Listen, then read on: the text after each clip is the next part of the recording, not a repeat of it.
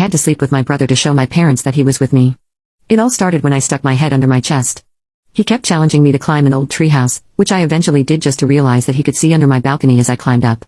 I yelled at him to stop looking and he acted like I was disgusting for thinking he was looking. The whole situation was super weird, so I just let it go and never mentioned anything about it again. A few months later, I caught him looking at my photos on my cell phone.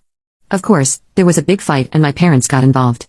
He told them he was trying to delete an ugly picture I had taken of him. Somehow, my parents saw the situation as we were both wrong. I had nothing outrageous there, but it just seemed so bad that he was looking at my pictures. 2 years later, when we were moving into a new house, my brother and I discovered that we would share the same bathroom. My brother acted upset, but I could see the smile on his face. He never knocked on the door when I was in the shower. Instead, he was just trying to see if the door was locked. The inevitable happened. I forgot to close the door and he forced his way in. Fortunately, I was still dressed. I told my parents about this, and instead of the solution being that he should knock on the door, the solution was that I should use the guest bathroom downstairs. Just when I thought it couldn't get worse, it got worse. A few nights ago, after a family barbecue, I went back to my room and realized that the pants I had changed before they all arrived were out of the laundry basket and on the floor.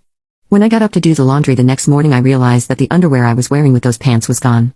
I wanted to paint my brother's name and enter his room furiously, but it would be useless.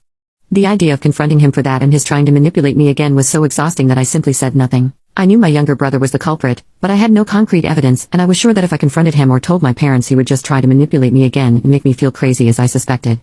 A few days later, I noticed some of my bright pink and orange thongs were missing from my dresser, but this time I said nothing and acted like I didn't know anything. The next part of my plan was a little clever. Now you can check if there is a part 2 by pressing share and more.